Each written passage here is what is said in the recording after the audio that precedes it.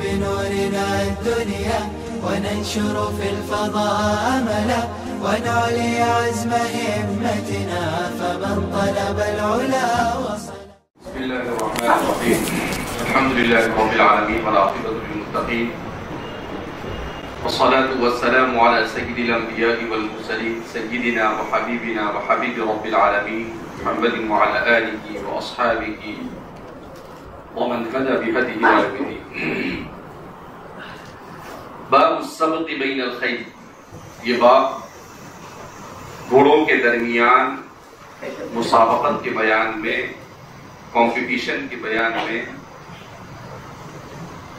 اب اس باب میں جو کتاب الجہاد کا 56واں باب ہے، ایسی روایت کو بیان کر رہے ہیں جس میں نبی کریم صلی اللہ علیہ وسلم نے گھوڑ دوڑ کا مقابلہ کروایا. تو اس سے امام بخاری رحمۃ اللہ علیہ اس کے جواز کی طرف اشارہ کر رہے ہیں کہ ایسی چیزوں میں جو اعلاء کلمت اللہ کے لیے مفید ہو، مسابقت کا جواز فراہم ہوتا ہے. چونکہ اس زمانے میں اعلاء کلمت اللہ کے لیے سب سے زیادہ بنیادی اور اہم امر جہاد ہے. لہذا جہاد کی تیاری کے طور پر گھوڑوں کے درمیان مقابلہ کروایا جاتا تھا. نبی کریم صلی اللہ علیہ وسلم نے متعدد مرتبہ اس کا انعقاد کروایا. اس سے پتہ چلا کہ قرآن کریم کا مسابقہ کروانا، اسی طرح سے احادیث نبویہ اور علوم اسلامیہ کی ترویج کے لیے اور اس میں پختگی کے لیے علمی مسابقات کروانا جائز ہے. ہاں، ناجائز اور حرام چیزوں میں مسابقت کروانا جائز نہیں. جیسے دنیا میں حسن کا مقابلہ ہوتا ہے، تو حسن کا کیا مقابلہ؟ حسن یہ ایک اللہ کی طرف سے دی ہوئی چیز، جو اللہ کی طرف سے دی ہوئی چیز ہے اس میں کیا مقابلہ کرے گا آدمی؟ اور وہ کوئی ایسی چیز بھی نہیں ہے کہ جس میں مقابلہ کروایا جائے. اسی طریقے سے دوسرے ایسے مقابلہ جات جن مقابلوں میں دنیا اور آخرت کا کوئی فائدہ وابستہ نہیں. حسن کا مقابلہ اور اس طرح کے مقابلے، جوا کے مقابلے، اس طرح کے مقابلے تو شرعی طور پر حرام اور ناجائز. البتہ ایسے مقابلہ جات جس میں دینی اور دنیاوی کوئی فائدہ وابستہ نہ ہو، اس طرح کے مقابلے بھی مکروہ تحریمی. جیسے کرکٹ کا مقابلہ، اس سے کیا فائدہ وابستہ ہے؟ جو کھیلتے ہیں ان کو پیسہ ملتا ہے. اس کے علاوہ سننے والے اور دیکھنے والے چاہے ہندوستان کے ہو چاہے پاکستان کے ہو، کہیں کے بھی ہو، کسی کا کوئی فائدہ ہوتا نہیں سوائے وقت ضائع ہونے کے، اور کچھ حاصل ہوتا نہیں. لہذا اسے بھی علماء نے ناجائز اور مکروہ تحریمی قرار دیا ہے کہ جس میں کوئی فائدہ نہیں. بعض حضرات تو اسے حرام قرار دیتے ہیں، اس لیے کہ یہ امر لغو ہے. اور امر لغو چاہے کرکٹ کا مقابلہ ہو چاہے فٹ بال کا مقابلہ ہو، یہ شریعت مطہرہ نے لہو و لعب کے سلسلے میں ایک اصول یہ رکھا ہے کہ ایسے کھیل امت مسلمہ کے لیے اور انسانیت کے لیے جائز اور درست ہے جو اس کی صحت پر اچھا اثر ڈالے، اور جس کی وجہ سے اعلاء کلمت اللہ میں کوئی مدد ملے. دو میں سے کوئی ایک علت، یا تو آدمی فزیکلی اعتبار سے، بدنی اعتبار سے اس کو کھیلنے سے آدمی میں قوت پیدا ہو، ورزش ہو اور طاقت حاصل ہو. تو آدمی اگر فٹ بال کھیلتا ہے، دن میں آدھا گھنٹہ پون گھنٹہ کرکٹ کھیلتا ہے، اس طرح کے کھیل جس میں دوڑ وغیرہ ہو، تو ظاہر سی بات ہے کہ اگر وہ اس نیت سے کھیلے کہ بھائی ویسے چلنا پھرنا ہوتا نہیں، اسی بہانے سے یہ ہو جائے، تو اس صورت میں اس کا جواز ہو سکتا ہے. بعض حضرات اس میں یہ کہتے ہیں کہ نہیں صورت میں بھی جائز نہیں. تو کرکٹ، فٹ بال اور جتنے بھی ہمارے زمانے کے اسپورٹس ہیں یہ تمام کے تمام اگر اس طور پر اسے کھیلا جائے کہ اس کے کھیلتے وقت نماز کی بھی کوئی رعایت نہ ہو اور بہت سارے محرمات شرعیہ بھی اس کے ساتھ پائے جائے جیسے بے پردگی وغیرہ، اسی طریقے سے اس کی وجہ سے فتنہ اور فساد کے امکانات بھی ہو، تو یہ ساری علتیں اگر جمع ہو جاتی ہیں تو اس صورت میں یہ کھیل بھی حرام اور ناجائز. کیوں؟ اس لیے کہ ہمارے فقہاء نے اصول بنایا ہے کہ جو چیز حرام تک پہنچانے والی ہو وہ چیز بھی کیا ہوتی ہے؟ ذرائع حرام یہ بھی حرام ہوا کرتے ہیں. تو اگر ان چیزوں میں منکرات شرعیہ پورے طور پر داخل ہو جائے، لہذا کرکٹ کو دیکھنا، کرکٹ کو سننا اور کرکٹ کے میسج وغیرہ کی طرف رغبت رکھنا اس کا کوئی جواز نہیں، اس کا کوئی جواز نہیں.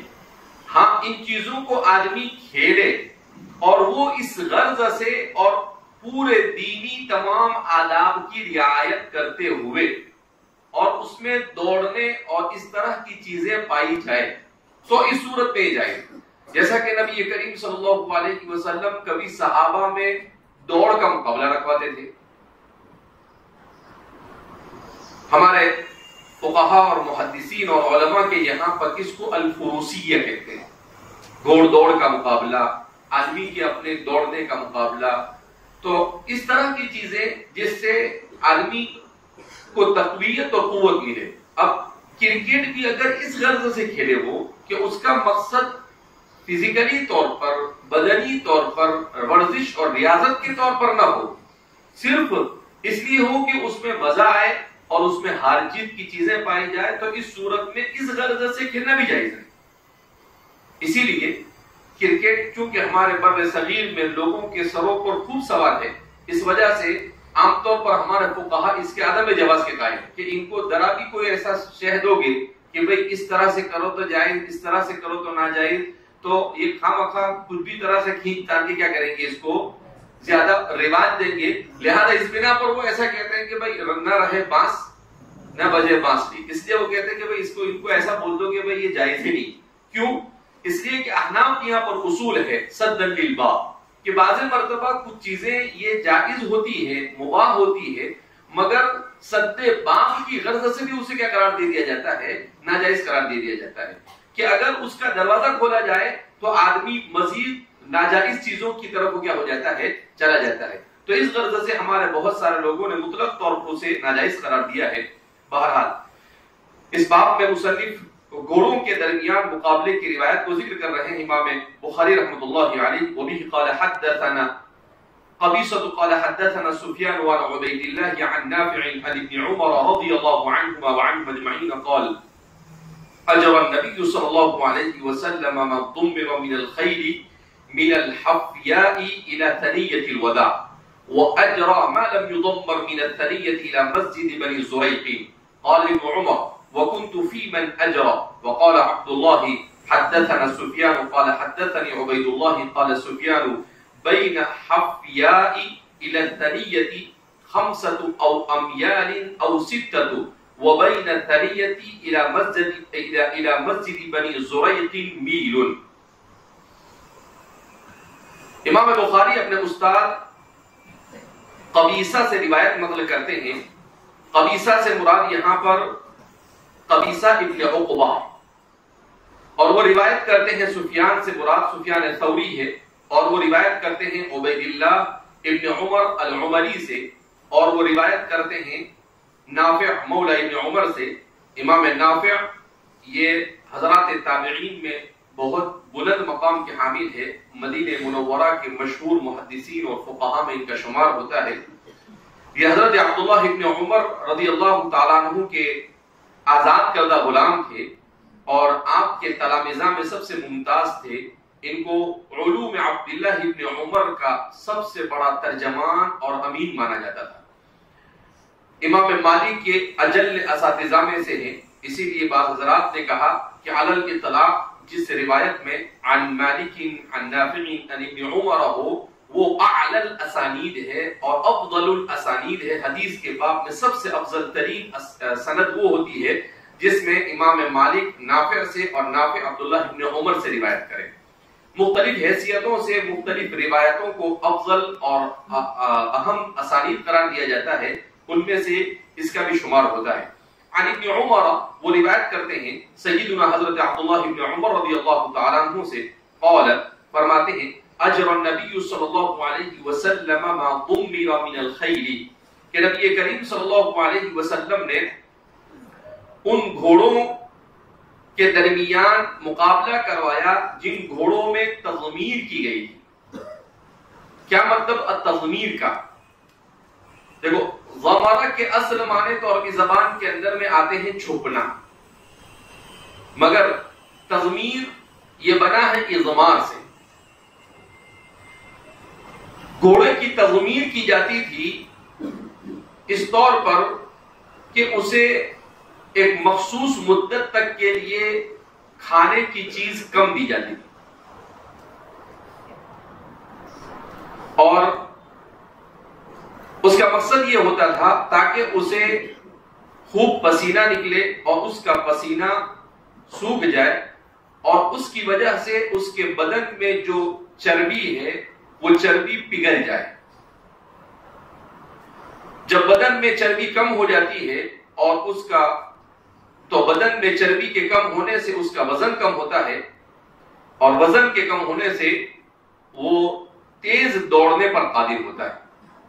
تو اس طرح سے گھوڑے کے وزن کو کم کرنے کے لیے اس کے غذا میں کمی کی جاتی تھی ایک مدت تک کے لیے، گویا کہ اس ایک طرح سے اسے روزہ رکھ پایا جاتا تھا. تو فرماتے ہیں اس طرح سے تضمیر ہوتی تھی جس سے گھوڑے میں ایک تو قوت برداشت آتی تھی، اس طور پر کہ اگر جنگ میں لمبی مدت تک بھی لڑنا ہو تو اس کو چونکہ کھانا کم کھانے کی عادت ہو گئی ہے لہذا بہت دیر تک وہ لڑنے پر قادر ہو سکتا تھا. دوسرا اس کا اپنا وزن کم ہو جاتا تھا جس کی وجہ سے وہ اپنے سوار کو دیر تک لے کر سواری میں آسانی کے ساتھ چل سکتا ہے اور دوڑ سکتا ہو. تو ان بہت ساری اغراض کی وجہ سے اس کا اضمار کیا جاتا تھا، اسی کو تضمیر اور اضمار کہا جاتا ہے. تو فرماتے ہیں کہ نبی کریم صلی اللہ علیہ وسلم نے ان گھوڑوں کے درمیان مقابلہ رکھا جن گھوڑوں کی تضمیر کی گئی تھی. کہاں سے؟ من الحفیاء الى ثنیۃ الوداع. حفیہ یہ مدینہ منورہ سے باہر ایک جگہ کا نام ہے. بعض حضرات نے اس کو حیفا پڑھا ہے لیکن اس کی صحیح جو اس کا صحیح ضبط ہے وہ حافظ ابن حجر اسقلانی اور دیگر محدثین کا کہنا ہے کہ حیفا نہیں ہے بلکہ یہ حفیہ ہے، اس لیے کہ حیفا لفظ کہیں پر وارد ہوا نہیں. تو یہ مدینہ منورہ سے باہر ایک جگہ تھی. فرماتے ہیں کہ اس جگہ سے لے کر ثنیۃ الوداع، ثنیۃ الوداع تک یہ بھی ایک پہاڑی تھی. تو اللہ کے رسول صلی اللہ علیہ وسلم نے گویا کہ اس طور پر صحابہ کے ایسے گھوڑوں کے درمیان مسابقت کروائی جن گھوڑوں کی تضمیر کی گئی تھی کہ وہ مقام حفیہ سے ثنیۃ الوداع تک دوڑ لگائے اور اس میں کون آگے بڑھتا ہے. آگے اس کے بارے میں خود بیان کر رہے ہیں کہ کتنی مقدار تھی. تو فرماتے ہیں بین الحفیاء الی ثنیۃ الوداع 5 امیال او 6، کہ ثنیۃ الوداع اور حفیہ کے درمیان کی جو مسافت ہے وہ 5 میل یا 5 امیال یا 6 میل، 5 یا 6 میل. 5 یا 6 میل کا مطلب کیا ہوتا ہے؟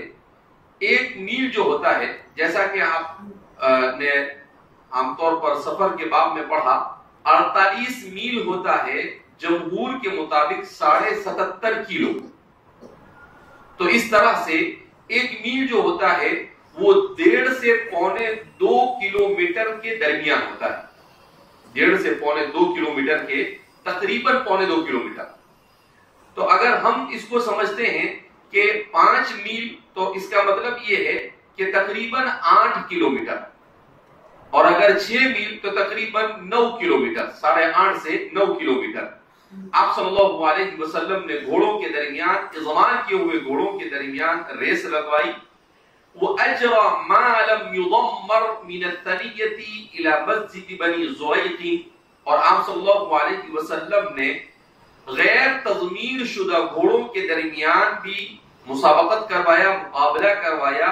کہاں سے؟ ثنیۃ الوداع سے مسجد بنی زریق تک. اور آگے روایت میں امام بخاری نے اخیر میں خود بیان کیا ہے امام سفیان کے حوالے سے، وَبَيْنَ الثَّنِيَّةِ إِلَى مَسْجِدِ بَنِي زُرَيْقٍ مِيلٌ، 1 میل یعنی 1.5 سے پونے 2 کلومیٹر. کیوں؟ اس لیے کہ جس میں تضمیر نہیں ہوتی ایسے گھوڑے تیز نہیں دوڑ سکتے، جلدی تھک جاتے تھے، اس وجہ سے ان کے درمیان کی مسافت کو کم رکھا.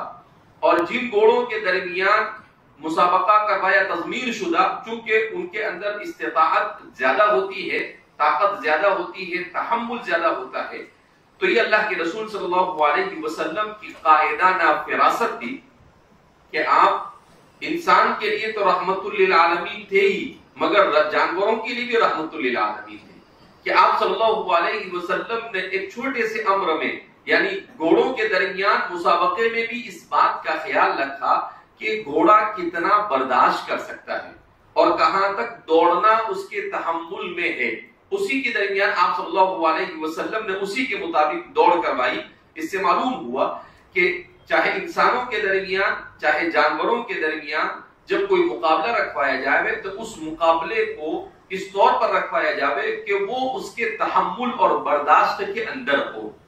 اس کے تحمل اور برداشت کے اندر، اس کے تحمل میڈیم سائز کے آدمی، میڈیم کیٹیگری کے آدمی کا خیال رکھا جائے، بہت اعلیٰ کا بھی نہیں اور بہت ادنا کا بھی نہیں.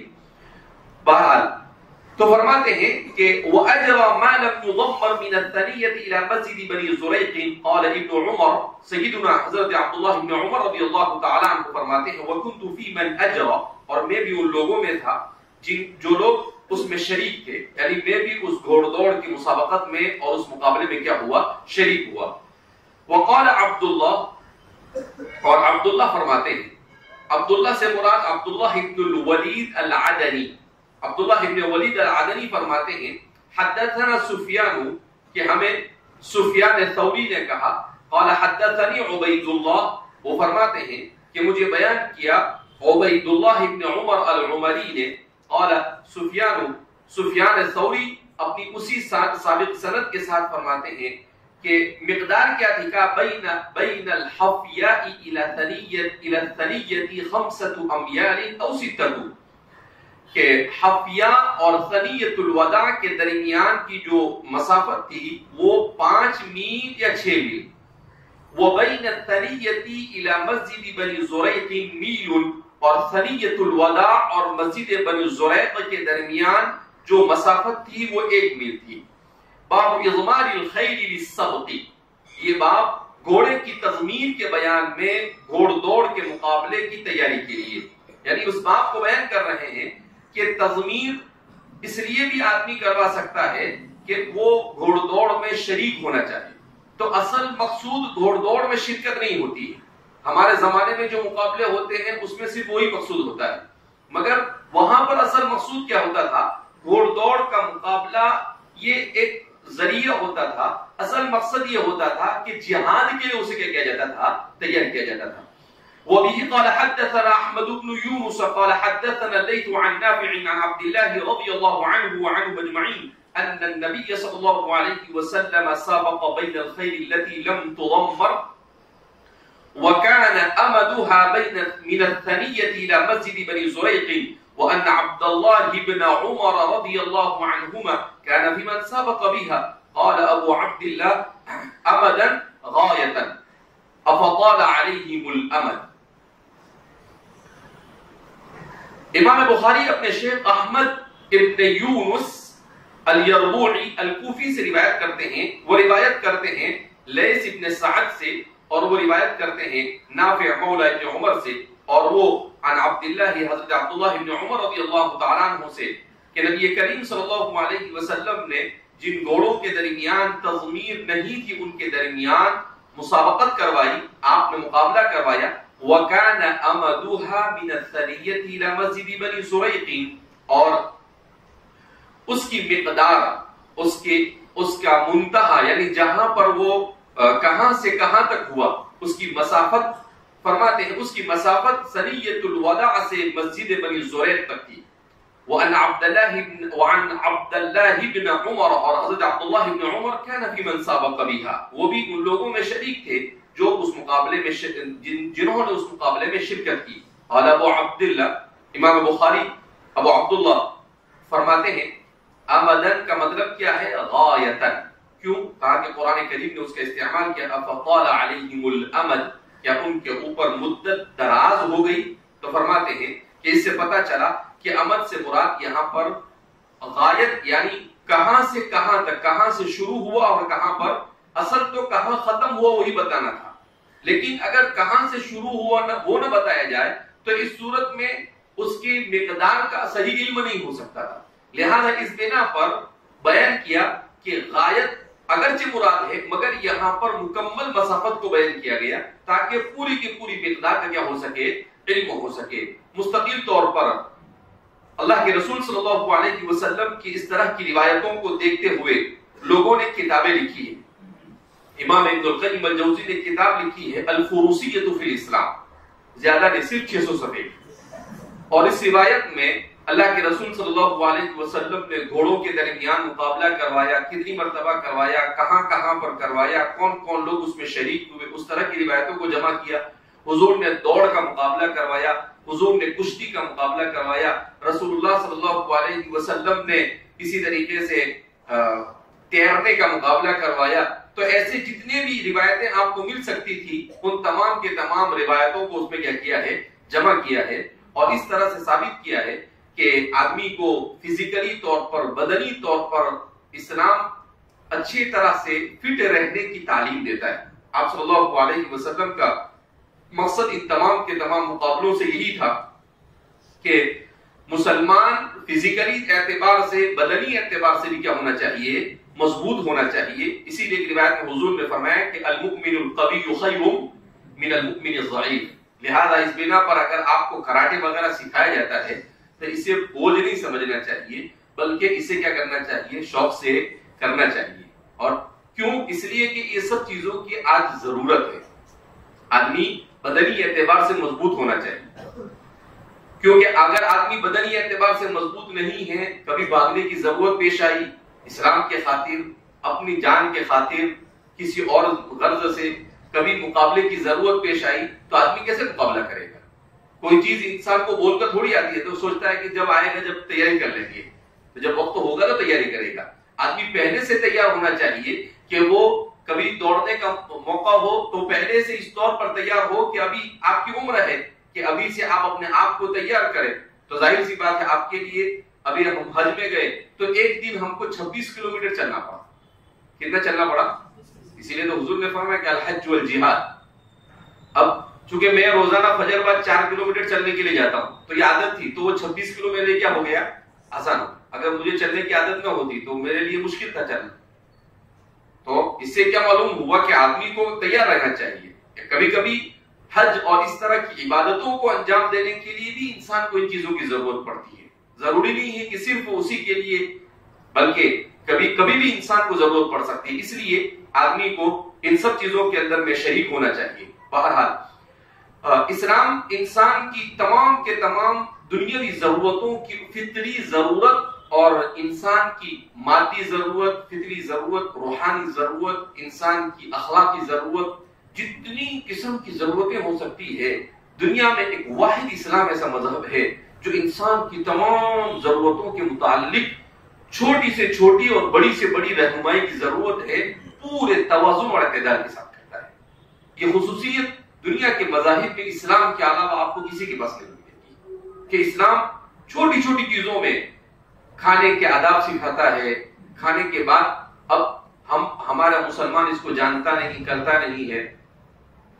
کل کسی نے ایک ویڈیو بھیجی بڑی عجیب ویڈیو، مسلمان بچیاں ہیں اور وہ پہنا ہوا ہے، نقاب وغیرہ پہنا ہوا ہے، اور وہ کسی غیر مسلم کی اسکول میں پڑھتی ہے، تو آدمی پوچھتا ہے کہ آپ کو کیا سکھایا جاتا ہے؟